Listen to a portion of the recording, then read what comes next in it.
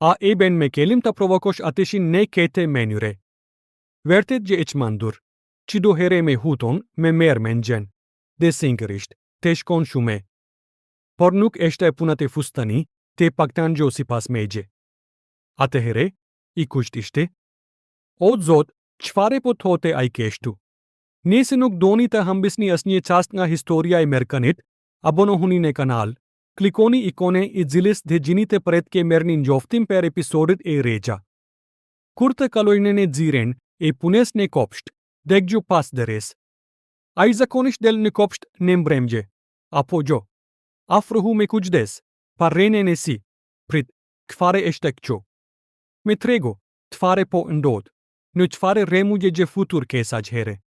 Nëse Amerikani zbulon pse ka ardhur ateshi. Nëse meson per planin e tij të hakmarrjes. Agjene vete, moj vajze. Një gjë e tille nuk do të ndodhe kurre. Kurre. Hike nga mendja here.